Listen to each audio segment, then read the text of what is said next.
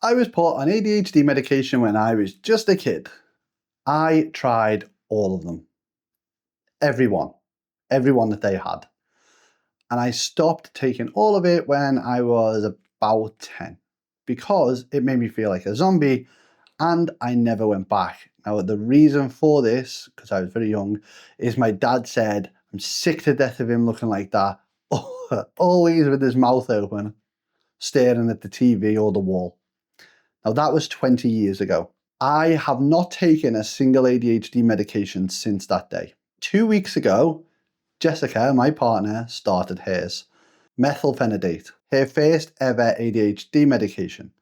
And watching her go through the process of the first 2 weeks of something that I walked away from 20 years ago, that's done something a little different to my head that I probably wasn't really expecting.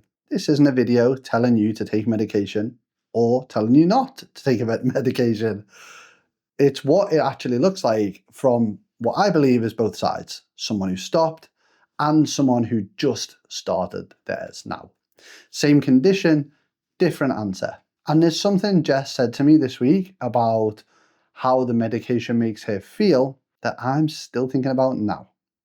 Because it's the one thing that I think I gave up 20 years ago and she just got it. If you've got ADHD and you're trying to decide whether medication is worth it or not, subscribe. Because this is the honest version from two normie, probably a bit weird ADHD people. It's not the leaflet, it's not the doctor, it's just two people living with it every single day.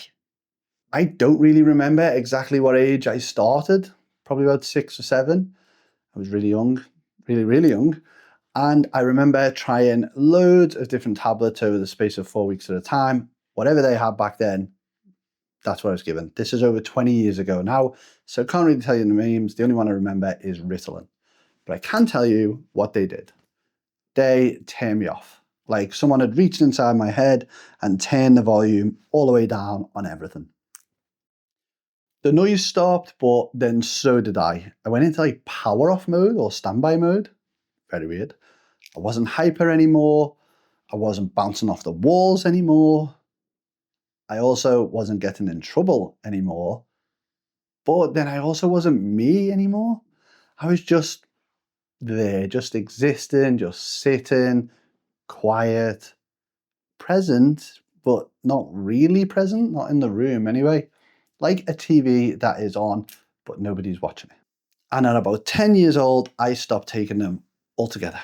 I don't remember why this exactly happened, but it was my parents' choice. They just stopped. My dad was saying that, no, basically. And I never went back. And the thing is, when you stop medication at 10 years old specifically, nobody gives you like a plan B. You're just back to being that kid with ADHD and no tools and people stare at you. So what I did is I built my own. For 20 years, I have managed my ADHD without medication. And I'm not saying that to sound tough or to say medication is wrong. No.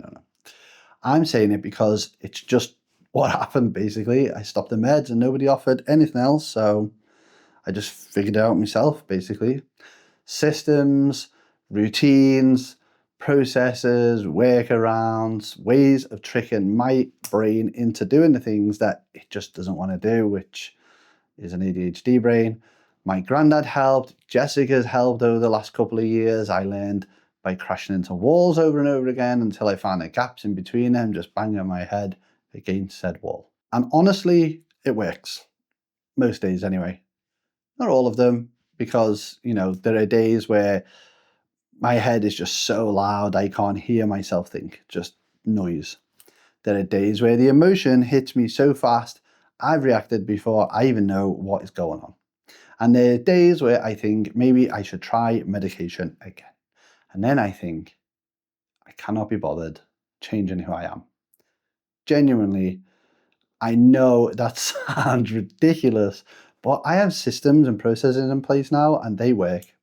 I've been super successful, so maybe I probably benefit from medication. In fact, I know that, but I'd also forget to take it, and I'm just staying as I am, basically. That's my answer. Maybe in a couple of years it'll change. It's probably not the right answer, by the way. It's just my answer. And right now, that's my answer anyway. Now, 2 weeks ago, I watched someone that I love make the opposite choice. Jessica started her tablets, her medication 2 weeks ago. Her first ever ADHD medication, week 1, nothing.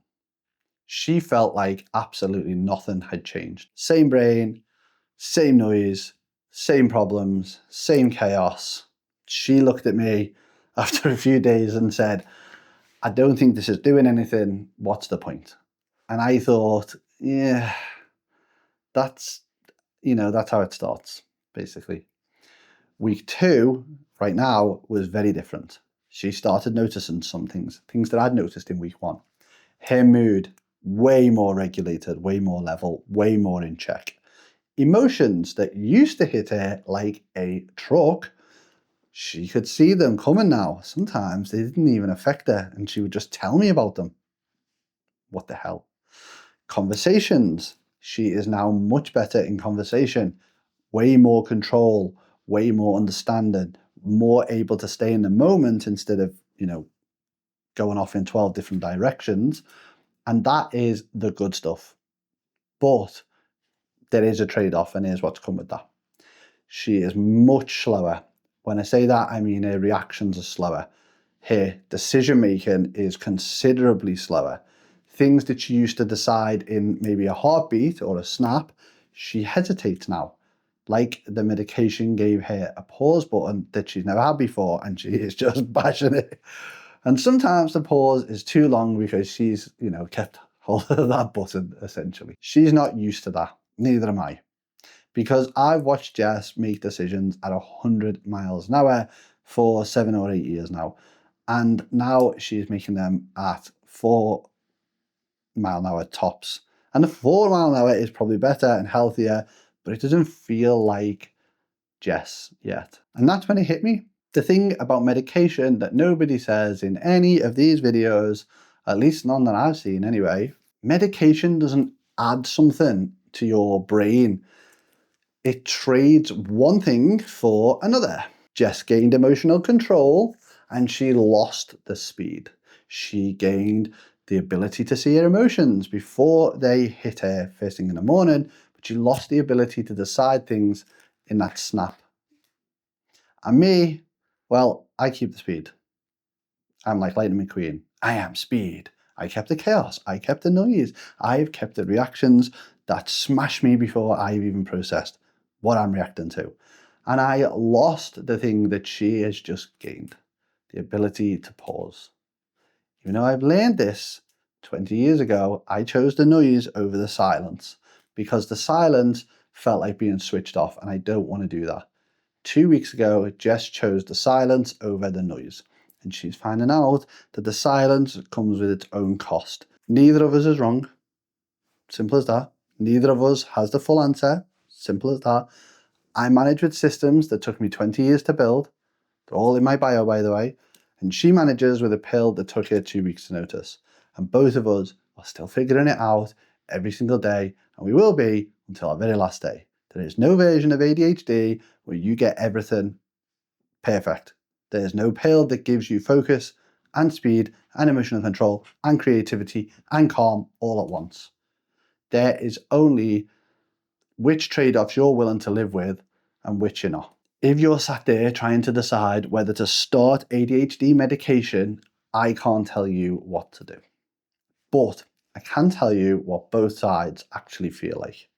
One of us stopped 20 years ago and built a life around the chaos with guides and systems and so on. And one of us started 2 weeks ago and is learning what the quiet sounds like. We are both still here. We are both still figuring it out.